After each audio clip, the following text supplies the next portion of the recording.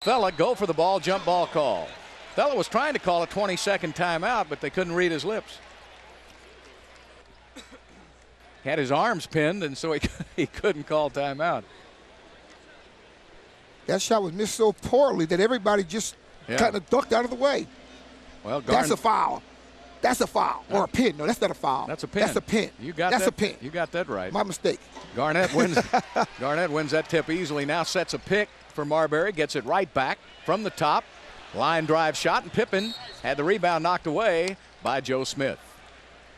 Good hustle, Joe.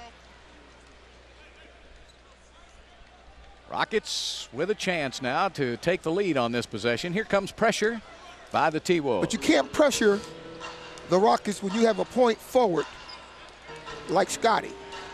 He'll bring it up, and most forwards will back off and allow him to. Olajuwon working on Garrett, tried to give it back to Harrington, threw it away. And the save by Garrett gives it up to Marbury. Here comes Minnesota. All right, Pippen tried to flash out a little bit and slow Marbury down. He did it. Garnett going to drive by Olajuwon, lays it up, finger rolls, missed it. That would have been a sensational shot. Smith controlling the boards for two. Joe Smith has come alive in this second half. 2-point lead by Minnesota. Maloney got a step, threw it away. Another Houston turnover. The Rockets have got to protect the ball better, Calvin. Marbury inside, puts it up, missed it. Malik Sealy with a putback. This is what we just talked about a few seconds ago. The Rockets' legs got to be a little tired because now T-Wolves are getting offensive rebounds against them. But you can't turn it over and give them that fast break. And now Rudy wants a timeout. 5:36 left to play in the third.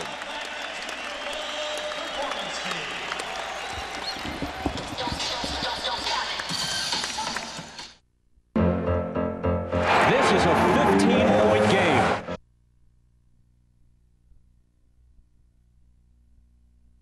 Done it with aggressiveness. Yeah, well, when you say aggressiveness, Bill, you're talking about 12 second chance opportunity points.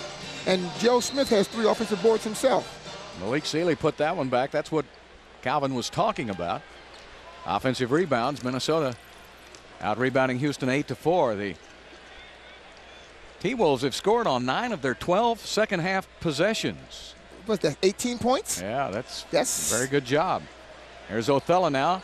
Got himself a shot, put it up, blocked. Gave Garnett too much time to zero in. It's always the guy away from the ball that blocks the shot. There's Marbury taking it back to Garnett again. Over to Joe Smith. He's been hot. This time he throws a brick up there, and Olajuwon tips it in. Like they need help. Now that point goes to the nearest player to the basket. Well, that might be Jesse Ventura. The new Gov. There's a good move by Harrington.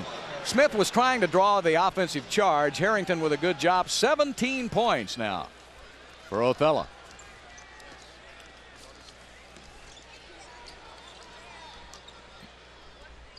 Malik Sealy with a jumper, and he hits from the outside. And now those plays are starting to work. Rockets are down 6. The Rockets got to put a couple of good defensive stops together here in the third to stay in striking distance. Olajuwon draws a foul. And Akeem will go to the line. Rockets trailing by 6. 4:13 left in the quarter.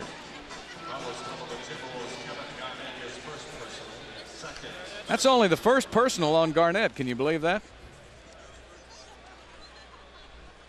I can believe it. I don't want to believe it. A person like Garnett, you want to get some early fouls on him quick to change his game. The Rockets have done a nice job getting to the free throw line. Yeah, you're right. Which is kind of unusual unless you have Charles Barkley on the floor. Hakeem coming off a season high tying and game high tying 19 points in 33 minutes last night against Phoenix. His third double-double of the season. He also had 11 rebounds. Matt Maloney comes out of the game, so it's Dickerson and Mobley in the backcourt for Rudy. Also, Matt Bullard has checked in. Hakeem gets them both. He has 11 points, 7 rebounds. Harrington leads with 17. He's only one away from tying his career high as a Rocket. Marbury gets open again and hits. Well, he's taking what the Rockets are giving him. 10 of 17 from the field for Stephon Marbury. Yeah, but you got to pressure him. Give him the shot, but don't allow him just to shoot it freely. 6-point lead by Minnesota.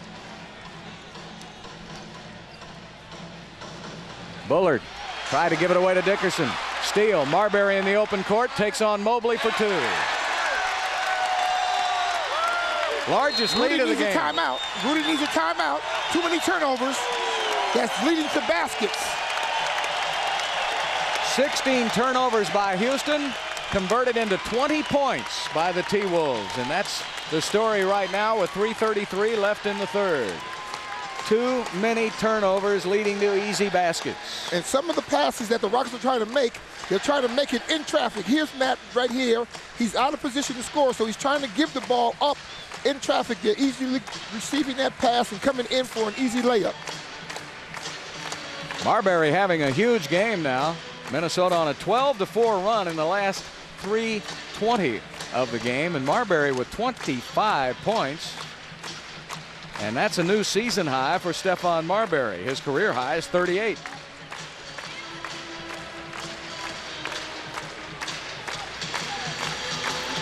Well, Minnesota already this season here at home has held the Lakers and San Antonio under 75 points in 2 victories.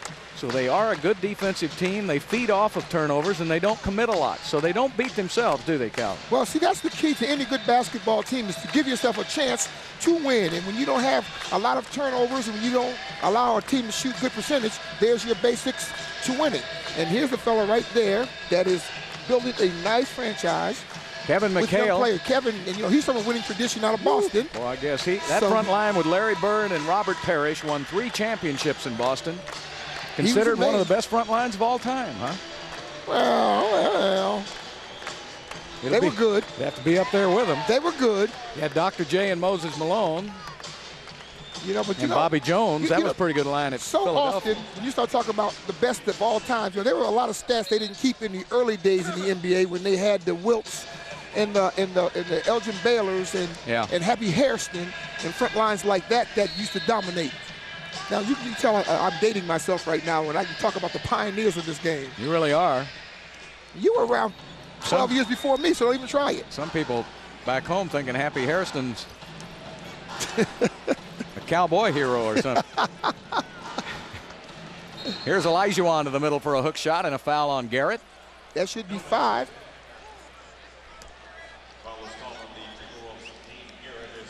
Fourth foul on Garrett, 3rd team foul on the T-Wolves. Oh, that's right. The last one they gave to Garnett. Right. So now Bill Curley will come in for Garrett. Take the ball back down inside to Olajuwon and allow him to operate. Give him some spacing.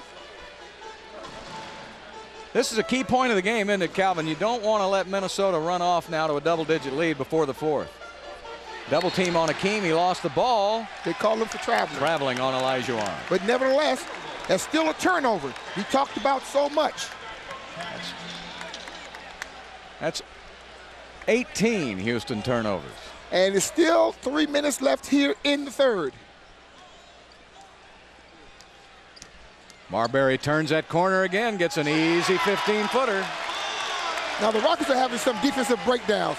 Marbury's able to turn that corner with no one in his face. They're either going to have to allow his man guarding him to get through, or they're going to have to switch that play. Or at least come out and slow him down a little bit. Now notice defensively what the Timberwolves are doing. They're taking their defense out another step, and then everything that goes inside, they're double teaming. All right, the foul is called on Garnett, his 2nd. That's the 3rd team foul and the 4th team foul on the T-Wolves. But Akeem was shooting. He'll shoot 2.